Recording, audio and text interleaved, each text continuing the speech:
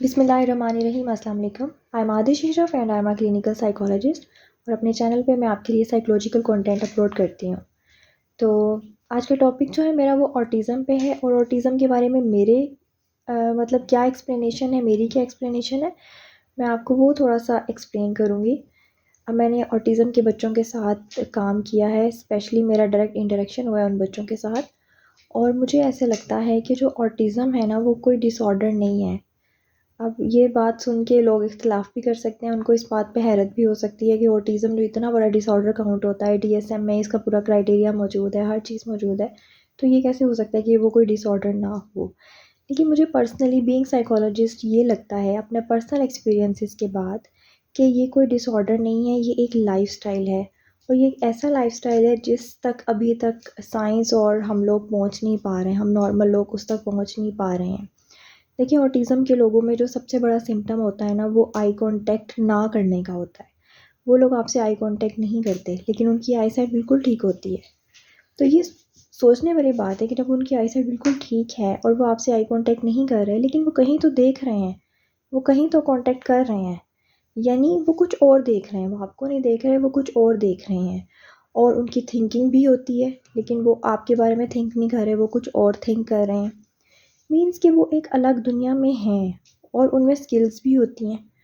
بعض ان میں سکلز ایسی ہوتی ہیں جو نارمل انسانوں میں بھی نہیں ہوتی، یعنی وہ اس طرح کی سکلز کے مالک ہوتے ہیں کہ جو ان میں فائن موٹر سکلز بھی ہو سکتی ہیں، دوسری سکلز بھی ہو سکتی ہیں، یعنی وہ اتنی الگ سکلز ہوتی ہیں جو کہ ان کو گاڈ گفٹڈ ہوتی ہیں. تو یہ کیسے ہو سکتا ہے کہ وہ لوگ بالکل ہی کوئی بیمار لوگ ہوں؟ اور دیکھیں، اس کے لیے کوئی میڈیکیشنز بھی پراپر نہیں اویلیبل کہ ہم کہیں کہ اس سے آٹزم کا ٹریٹمنٹ ہوگا، یا آپ جو ہیں آپ اتنے عرصے کھا لیں تو آپ کے جو تھوڑے سے سمٹمز ہیں وہ کم ہو جائیں گے. ایسا کچھ بھی نہیں ہے. تو کہنے کی بات یہ ہے کہ اگر آپ کا بچہ آٹسٹک ہے یا آپ کسی آٹزم کے بندے کو جانتے ہیں، تو ہم لوگ غلطی یہاں پہ کرتے ہیں کہ ہم ان کو اپنی دنیا میں لانے کی کوشش کرتے ہیں. ہم ان کو ایسی تھیراپیز دینا چاہتے ہیں کہ وہ لوگ بالکل ہمارے جیسے ہو جائیں، لیکن ایسے نہیں ہوگا. ابھی تک آٹزم کا 100% ٹریٹمنٹ نہیں آیا ہے، اگر آپ اس کو ایک ڈس آرڈر کاؤنٹ کرتے ہیں. اگر آپ میرا پوائنٹ آف ویو دیکھیں تو وہ یہ ہے کہ آپ ان لوگوں کو ان کی ہی دنیا میں رہنے دیں، ان کو ان کی ہی دنیا میں بیٹر کریں، ان کو ان چیزوں میں سے نکال دیں جو ان کے لیے ہارمفل ہو سکتی ہیں. جیسے فار ایگزامپل آٹزم کے کچھ لوگ ہیں جو سیلف بائٹنگ کرتے ہیں. اب ان کا سیلف بائٹنگ بیہیویئر جو ہے آپ اس کو ختم کریں یا اس کو چینج کریں. اس کے علاوہ وہ لوگ ٹو واکنگ کرتے ہیں، انگلیوں پہ چلتے ہیں، تو آپ لوگ کیا کریں، آپ لوگ اس کو ٹھیک کریں. آپ ان کو ایسے سیشنز دیں کہ وہ چیز ان کی ٹھیک ہو جائے، یعنی ان کو ان کی دنیا میں ہی رہنے دیں، ان کی دنیا میں ان کی امپروومنٹ کریں. اگر آپ یہ کوشش کریں گے نا کہ آپ ان کو اپنی دنیا میں لے آئیں، تو وہ آپ کی دنیا کے لوگ نہیں ہیں، وہ الگ انڈیویجولز پیدا کیے گئے ہیں. اور ابھی تک میں نے کوئی کیس ایسا نہیں دیکھا کہ آٹزم کا کوئی بندہ بالکل آپ کی ورلڈ میں آ جائے.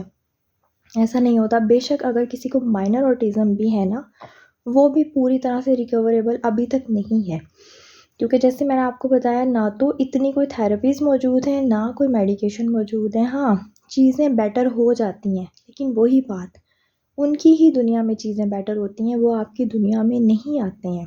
سیکنڈلی یہ کہ جو میں نے آپ کو بتایا کہ ان میں بہت اچھی سکلز پائی جاتی ہیں، اور ہر آٹسٹک انڈیویجول کے اندر وہ سکلز پائی جاتی ہیں.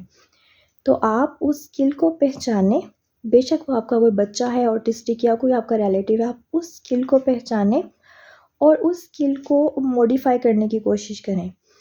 اگر آپ یہ سوچیں گے نا کہ آپ کی طرح کے وہ لوگ ہو جائیں، ان کی لائف آپ کی طرح کی ہو جائے، تو ایسا نہیں ہوگا. وہ لوگ آپ کی طرح ہیں ہی نہیں. وہ ایک بالکل ٹوٹلی جو ہے اللہ پاک کی ایک الگ قسم کے انڈیویجولز ہیں جو اللہ نے پیدا کی ہیں، لیکن ان میں بھی اللہ نے بہت سی سکلز اور بہت سی کوالٹیز پیدا کی ہیں. تو آپ کسی آٹسٹک بچے کو دیکھیں یا کسی آٹسٹک انڈیویجول کو دیکھیں تو اس کے ریلیٹیوز کو، اس کے پیرنٹس کو ضرور گائیڈ کریں کہ اس کو آپ ایسے سیشنز دیں کہ اس کے جو ہارمفل بیہیویئرز ہیں وہ ختم ہو جائیں، اور باقی جو اس کے دوسرے بیہیویئرز ہیں وہ موڈیفائی ہو جائیں. آئی ہوپ کہ یہ ویڈیو جو ہے وہ آپ کے لیے، اور اگر کسی کا بچہ آٹسٹک ہے یا کوئی بھی آپ آٹسٹک انڈیویجول کو جانتے ہیں، ان کے لیے ہیلپ فل ہوگی. تھینک یو سو مچ. اللہ حافظ.